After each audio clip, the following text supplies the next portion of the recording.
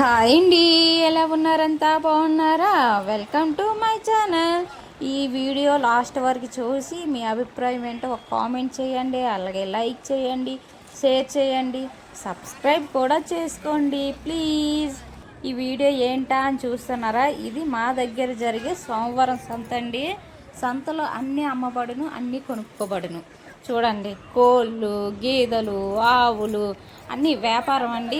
గేదెల వ్యాపారం అన్నీ ఉంటాయి. తర్వాత కోళ్ళట్లు కూడా అమ్ముతారు. చూడండి, ఒక్క కోడి 1500, 1600, 1000 రూపాయలు ఇలా కోడిపుంజి. ఇది వస్తానే కదా సంక్రాంతి, అదిని దానికి మంచిగా మేపుతారు పందానికి.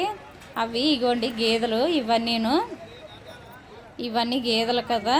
ఈ లోపలికి వెళ్తే ఇక్కడ టమాటా నారు, మిరప నారు, బంతి నారు అన్నీ అమ్ముతున్నారు. నేనైతే ఒక్కొక్క కట్ట కొన్నాను. ఒక కట్ట 10 రూపాయలు మాత్రమే. సవక ఎంత సవక అంటే అంత సవక. ఇక్కడ సోమవారం సంతలకు వెళ్ళాలండి. అసలు ఏదైనాను మనం ఏమైనా సూపర్ మార్కెట్లకి, ఎక్కడైనా పళ్ళు మార్కెట్లకి వెళ్తే మనల్ని బేరమాడిస్తారు. ఇక్కడైతే వాళ్ళు సగం ధర చెప్తే సగం ధరకి రేటుకి అడుగుతుంటారు. అదేటమ్మా అంతా ఇంత అని అంటారు. అదే మనం ఏ కూరగాయల షాపులకి వెళ్తే అసలు మాట్లాడడం ఏదో సిగ్గుపడిపోయినట్టు, బేరం ఆడితే ఏదో పెద్ద నేరమైనట్టు మనం చూస్తాం కదా. ఇక్కడ అలా కాదు, మంచిగా బేరం ఆడి తెచ్చుకోవచ్చు. ఇవన్నీ పారలు, బొరుగులన్నీ పొలం పనులకు సంబంధించినవి. ఇవి మొక్కజొన్న పొత్తులండి, నాటువి, స్వీట్ కార్న్ కాదు.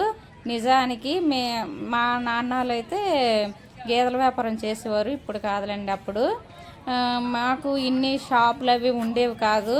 ఉన్నా కూడా మా పక్క ఊరికి వెళ్ళి తెచ్చుకోవాలి. అప్పుడైతే సంతలోకి వెళ్ళి సోమవారం సంత అంటే చాలు మేము సాయంత్రం వరకు ఎదురు చూసేవారమే. ఎప్పుడు వస్తారా అనేసి. గేదెల తోలికెళ్ళి అమ్ముతారు కదా, గేదెల వ్యాపారం కదా.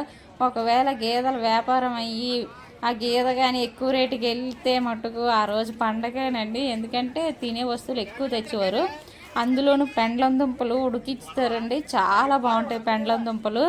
అలాగే పకోడీలు, చెక్కీలు అంటే పేలాలతో చేస్తారండి, బెల్లం పాకం పట్టి. అవి అయితే చాలా బాగుంటాయి.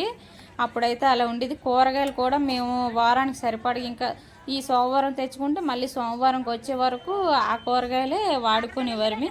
ఎందుకు అప్పుడు పండిపోవడం కానీ కుళ్ళిపోవడం కానీ అలా ఉండేవి కాదు.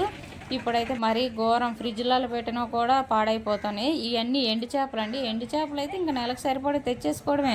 నెత్తల్లో ఒకటి, కవ్వల్లో ఒకటి, ఇంకోటి ఉంటుంది పట్టి సవడ అనేసి.